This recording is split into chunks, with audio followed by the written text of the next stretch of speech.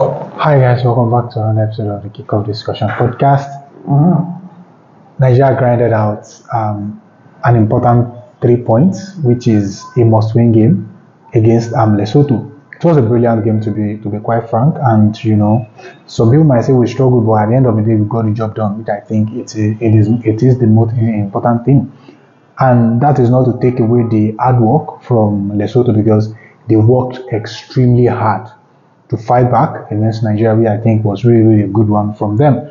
All in all, I think the qualification round, there's still some little bit of like a little bit glimpse of hope inside because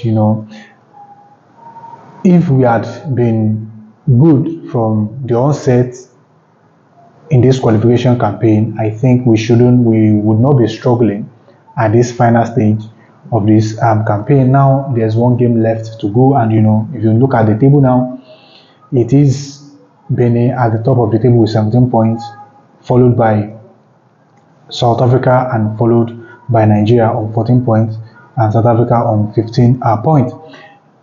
It's really a tight one, and I don't know what is going to happen yet. Honestly speaking, I don't know because it's really going to be very difficult for us to qualify. Honestly speaking, this whole thing nearly worked for us because Benin Republic were playing draw until they got a beautiful goal in the dying moment of the game against Rwanda. But South Africa as well as Zimbabwe held them to a draw. I think it was a great result. If Benin as well as drawn their game, it could have been a good one for us going into the last game. But all in all, it's really not a bad one either. Now, from the first half, I would say from the very first minute of the game, we put Lesotho under pressure, which I think was really a good one. But in the first half, we were not efficient and we look really disjointed. The reason why I said so was that every opportunity that we created in the first half wasn't really a threat to Lesotho because their goalkeeper was really excellent in that first half. I mean, throughout the game. But that first half was exceptional and it was really good in terms of reading the game right and coming out to nullify Nigeria's strength, which I think was really a big one from it was his name Sekwani. Like that goalkeeper was outstanding today. Do you understand? He was really outstanding.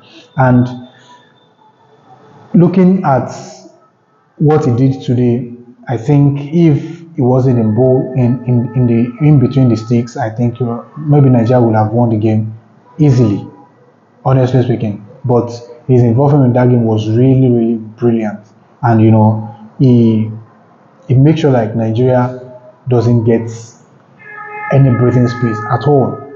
And I would say Lesotho as well, they were defensively they were really strong against Nigeria, and they give us that problem because we were not able to create any meaningful chance, especially in the first half, maybe due to how we played. Do you understand? But all in all, they were really efficient defensively, and in the first half, Umar Bali was really on vacation. He doesn't really have anything to do in that game. In the first half, nothing for him in that first half. He was just enjoying himself.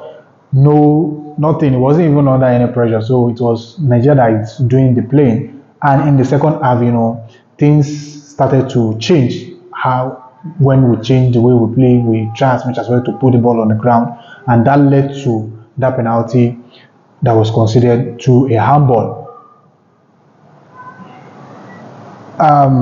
Trust Ekong converted brilliantly well, and what I was happy about was the fact that Victor Osimhen quickly picked the ball to the touchline, I mean to the center pass, just to start the game again, which I think was really. I was exceptionally happy when I saw his actions, and he was trying to like call Ekong like let's go back and we still need more goals, which I think was really brilliant from him. And today his performance was really exceptional. I would say it was really exceptional.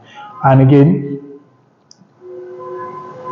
another foul a few minutes later, which could have resulted into a penalty on Wilfred Ndidi, but I think the referee saw the incident clearly, and he bluffed it off. Do you understand? For a play on, and there are a couple of chances that was created, which from Iwobi, I think he had two brilliant shots on goal in that second half, which I think was really, really great. That we are putting them on pressure, under pressure, and Osme also had a brilliant chance, which I think the goalkeeper did brilliantly well. And this game, the goalkeeper was really, really the man of the match, if you ask me. If not that Nigeria eventually won that game, the goalkeeper could have been the man of the match because he made exceptional saves in that game, which I think was decisive for Lesotho. And Adams got a goal, brilliant goal. It was a long ball forward from Wilfred Ndidi to locate Osimhen. If Osimhen was selfish with that opportunity, he might have blasted the ball away, but he located Adams on the edge of the box, who did brilliantly well. He created a little bit of space for himself to his left foot, and he finished brilliant. It was a brilliant finish, and it was a breath of fresh air because we really need an additional goal, and he doubled the advantage for Nigeria. However, Nwabali nearly cost Nigeria all the 3 points today because I think he was too relaxed and he was too overconfident in that game.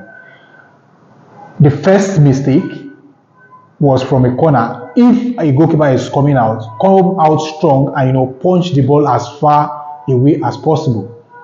Do you understand? I don't know whether he was trying to catch the ball.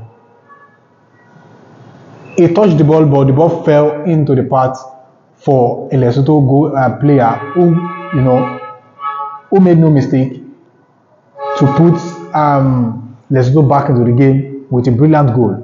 Kalate, or what was his name? So it's really, I'm sorry if I didn't pronounce the name well. Please forgive me. So and again, he nearly again gave Lesotho an equalizing goal.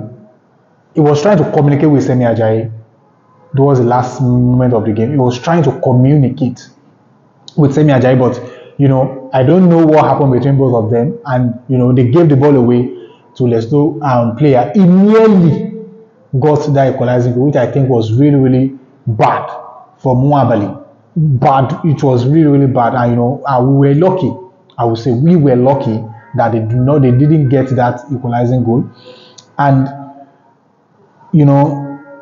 later on they put Nigeria under pressure in the dying moment of the game because they were trying to get equalizing goal, but we were fortunate not to have conceded another goal because the goal that we conceded was due to stupid error, which I think he should know for himself that error is a costly one.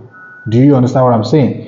So all in all, it was a great game, and we still have a little bit glimpse of hope, as I said earlier, in that game. And if Benin hadn't won that game, he could have thrown the qualification open towards the last game of the qualification campaign. But let's wait and see what will happen in the last game, and the last game will come up in Uyo in Nigeria on Tuesday. So we are looking forward to that, and I just pray and hope that we are able to get something out of that game as well, so that we'll have a chance to qualification, maybe to a playoff or something. So let's wait and see what's going to happen. These are just my own opinion about the game. If you're just coming across this week for the very first time, please do like and subscribe. And if you're already here, please kindly smile the button and drop a comment in the comment section. My question to everyone: do you think Nigeria will qualify? Because it's really, really going to be tough. Drop it in the comment section. Let me know what you think, and I'll see you soon in another episode. And bye for now.